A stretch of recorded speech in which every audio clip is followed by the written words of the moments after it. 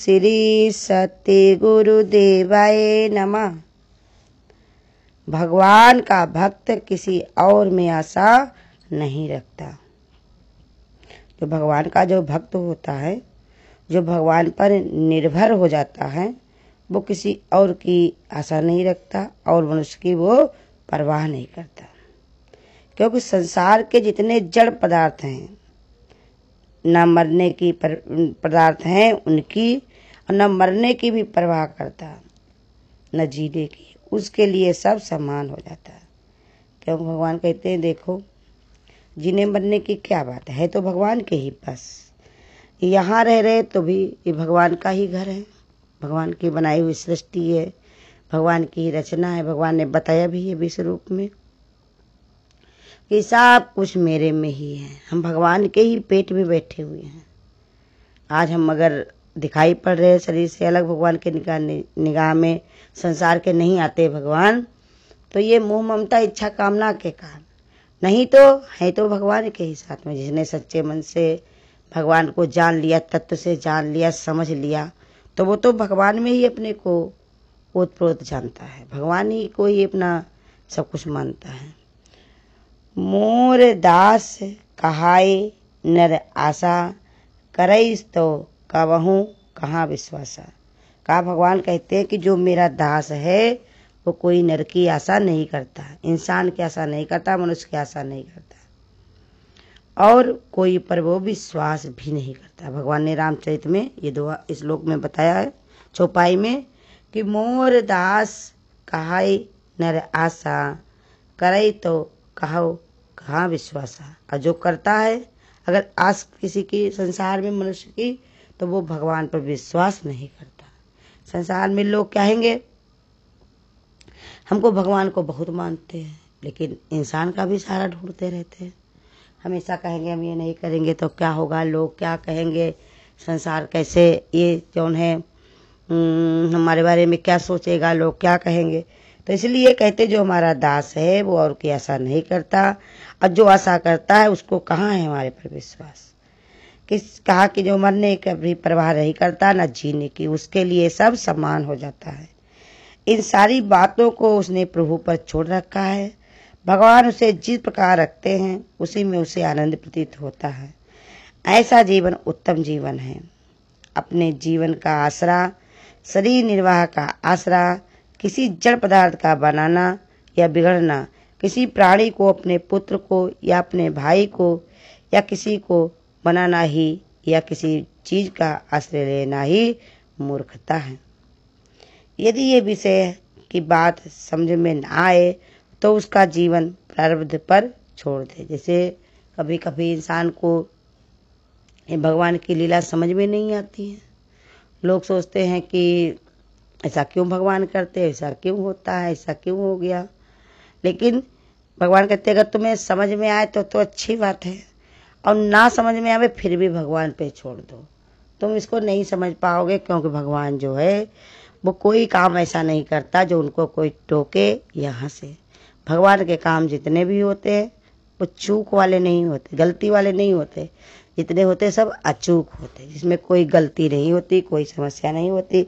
तो वही ये बता रहे भगवान कि अगर कभी ना भी ऐसे समझ में आए तभी उसको भगवान पर छोड़ देना चाहिए। अपने जीवन का आसरा, शरीर निर्वाह का आसरा, जितनी भी चीजें हैं सब भगवान पर ही छोड़ देनी चाहिए।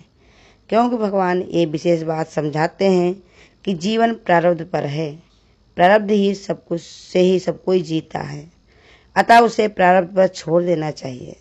किंतु प्रारब्ध पर छोड़ देने का अभिप्राय ये नहीं मानना चाहिए कि निकम्मा हो जाए। कहा कर्म तो करो, गीता में भगवान ने कहा भी है कि कर्म के जा फल की इच्छा मत कर रहे इंसान, जैसा कर्म करेगा वैसा फल देगा भगवान। कर्म तुमको करने हैं, लेकिन भगवान ने बताया उसमें लाभ होगा कि हानि होगी, अच्छा होगा कि बुरा होगा, इस पर तुम्हारा कोई, भगवान ने बताया, कोई जो है कोई भी तुम्हारे यहाँ बस की बात नहीं है, तुम्हारा इस पर कोई बस नहीं है। तो इसलिए भगवान समझा रहे कि चाहे कुछ भी संसार में, चाहे पुत्र हो, चाहे भाई हो, चाहे परिवार हो, किसी चीज का आश्रय नहीं लेना चाहिए। और किसी चीज का आश्रय अगर लिया तो ये महामूर्खता है। यदि विषय की बात अगर ना भी समझ में आ जाए तब भी इसको प्रारब्ध पे छोड़ देना चाहिए। अब अगर बहुत सारे लोग कहते हैं कि हम प्रारब्ध पे अगर बैठे रहेंगे तो कैसे कार्य होगा। कार्य को करो, लेकिन प्रारब्ध में तुम्हारे क्या लिखा। जैसे एक किसान होता है, वो खेती करता है, कभी बाढ़ के कारण या कभी ज़्यादा गर्मी के कारण उसकी खेती नहीं बढ़िया हो पाती है, सूखा हो जाता है, कभी बाढ़ के कारण उसमें सब बह जाता है, तो क्या वो खेती करना छोड़ देता है। लाभ हान जीवन मरण जस अपजस विधि हान। समझ ले है सब भगवान के हाथ में, हमारे ही प्रारब्ध से मिला हुआ है, हम हमारा ही किया हुआ है। ऐसे सोच करके भगवान ने बताया अपने कर्तव्य को उसको करते चाहिए। हर एक इंसान को अपने कर्तव्य को करना चाहिए, निकम्मा होकर के नहीं बैठना चाहिए। क्योंकि भगवान कहते हैं कि अगर तुमने कुछ किया नहीं तो तुमको कम से कम यही अफसोस रहेगा कि हमने कुछ किया ही नहीं। और जब इंसान करके बैठ जाता है, कोई भी कर्तव्य हो, कैसा भी काम हो, तो उसको लगता है कि जैसी भगवान की मर्जी हमारे बस में था वो हमने किया, हमसे जो हो पाया बन पाया वो हमने किया, वो आगे भगवान की मर्जी। कम से कम कस कहा कि जो है निकम्मा नहीं होना चाहिए। उसका भी प्राय ये होना चाहिए कि फल के लिए ही जो परमात्मा का विधान है उसके कहना चाहिए कि उसे जैसे कर्म किए हैं उसके अनुसार ईश्वर उसको विधान बना देता है। उसी के अनुसार सुख दुख लाभ हानि जय पराजय भुगतने पड़ते हैं। इतने आशंकाओं को प्रारब्ध पर छोड़ देना चाहिए। नए जो कर्म बनते हैं उसका प्रारब्ध पर नहीं छोड़ना चाहिए।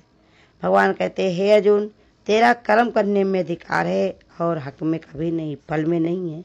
उस पर तो मैंने अपना अधिकार रख रखा है। जैसे एक राजा होता है, सारे कार्य मंत्रियों को सौंप देता है, अपने सैनिकों को दे देता है, लेकिन निर्णय का जो निर्णय लेना जिस पर होता है वो स्वयं अपने पास रखता है। ऐसे परमपिता परमात्मा भी सबको अधिकार दिए हुए स्वतंत्र छोड़ रखा है, लेकिन निर्णय भगवान के ही हाथ में होगा। 5वां हेतु होता है दैव। जब तक भगवान की तरफ से नहीं प्रारब्ध में आता है तब तक चाहे जितना भी कर दिया जाए, लेकिन फिर भी भगवान ने कहा वो कार्य नहीं हो पाता। जैसे ब्रह्मा जी ने सृष्टि बनाई और बहुत सुंदर सृष्टि बना दी, लेकिन वो सृष्टि जो है हिली डुली नहीं, चली नहीं।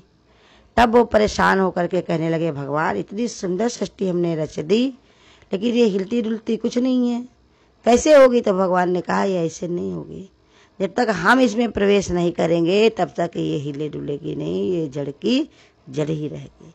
ऐसे ही भगवान कहते हैं हम निर्णय लेने का काम हम ही करते हैं। भले को हम कैसे भी कर्म किए हों, लेकिन उसमें क्या मर्म छिपा पड़ा है, उसके अंदर क्या भाव है, क्या भावना, भगवान तो सब जानने वाले हैं। अपने कर्तव्य के पालन के लिए हम किससे मदद लेवें, बिना लिए ही भगवान मदद हमको दे रहे हैं। महात्मा लोग दे रहे हैं, शास्त्र लोग हमको दे रहे हैं। तुमको ये समझ लेना चाहिए कि हमारे द्वारा जो कुछ अच्छा काम हो रहा है उसमें भगवान का हाथ है, महापुरुषों का हाथ है, अर्थात हमें हर प्रकार से मदद देने के लिए सदा ही वो तैयार बैठे हैं। इसमें लाभ नहीं उठाने में हमारे स्वभाव का दोष है, वो हमारे लिए बाधक है। जो हमको मौका मिला है, समय मिला है, संतों का जो हमको साथ मिला है, तो इसका अगर हम लाभ नहीं उठाते हैं तो ये हमारे स्वभाव का दोष है और यही हमारे लिए बाधक बनेगा। क्योंकि हमारे अंदर श्रद्धा आएगी नहीं, प्रीति भगवान से होगी नहीं, तो यही दोष हमको गुरु कहते लगेगा, जिसके कारण हम अपना सुधार नहीं कर पाएंगे। अपने स्वभाव को सुधार कर भगवान की कृपा पर, महापुरुषों की कृपा पर हमें विश्वास होना चाहिए।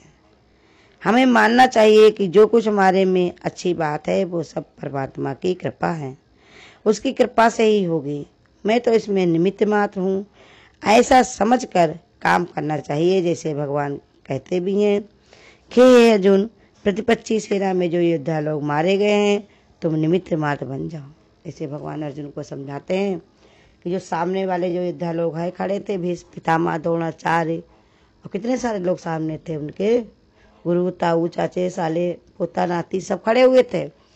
तो कहा कि इनके मारने में तुम्हारा कोई अधिकार नहीं, इनका कारण तो हम ही बन करके तुमको ये सब काम करवाया है। तुम तो अपने को निमित्त मान लो, निमित्त मान लो तो भगवान ने कहा छूट जाओगे। अगर निमित्त नहीं मानते हो, कर्तापन मानते हो, कर्ता भाव में जाते हो, तो भगवान ने कहा कर्म का फल भी तुमको लगेगा। यदि वह निमित्त मात्र नहीं बनता तो उसकी बड़ी भूल समझी जाती है, किंतु वो बन गया। जिस तरह रथी अपने सारथी के हाथ में अपने घोड़ों को बागडोर को सौंप देता है, इसी प्रकार हम लोगों को निमित्त मात्र बन जाना चाहिए। अपने मन इंद्रियों को सब बागडोर भगवान को सौंप देनी चाहिए। अर्जुन ने जैसे भगवान को सारथी बनाया था, इसी प्रकार इस संसार सागर से पार होने वाली यात्रा में हमें भगवान को अपना साथी बना लेना चाहिए। अपने इंद्रिया रूपी घोड़ों को बागडोर, मन की बागडोर यानी अपनी मन की वृत्तियों की बागडोर भगवान के हाथ में सौंप देनी चाहिए। जैसा भगवान कहें वैसे ही हमको करना चाहिए। भगवान श्री कृष्ण युद्ध के समय अर्जुन को जैसा कहते हैं वहाँ वैसे ही करता है। दूसरे लोग जो कुछ कहते हैं उसकी तरफ ध्यान नहीं देता। कितने लोग अर्जुन को समझाते रहे, ये करना है, वो करना नहीं, ऐसे करना, लेकिन उन्होंने सब कुछ भगवान पे छोड़ दिया कि देखो भगवान हमको जैसी हमको सलाह देंगे, जैसा हमको कहेंगे हम वही करेंगे। सेना तक भगवान उनको दे रहे थे। भगवान ने कहा तुम सेना लोगोगे कि हमें ले चलोगे। जब भगवान को सामने देख करके अर्जुन ने कहा हम भगवान को ले जाएंगे, उनकी सेना की हमको कोई आवश्यकता नहीं। ऐसे ही भगवान की शरण हो गया था सच्चे मन से, सच्चे विश्वास से, तो देखो भगवान ने बताया जीत करवाई उनकी कि नहीं। हम लोगों को भी रोज गुरु यही सिखाते हैं कि अगर हम भगवान की शरण हो जाएं, अपने गुरु की शरण हो जाएं, तो भगवान ने कहा हमारी हार नहीं होगी। अब की बार हम अपने ये जीवन मृत्यु जो बार बार जन्मना, बार बार मरना, बार बार संसार में आना, महादुख उठाना, इससे हमको छुट्टी मिलेगी। फिर हमको कभी भी घबराने की जरूरत नहीं पड़ेगी। हरिओम। अगर आपको आज की वीडियो अच्छी लगी हो तो वीडियो को लाइक और शेयर करना ना भूलें। आगे की वीडियोस देखने के लिए चैनल को सब्सक्राइब करें और नोटिफिकेशन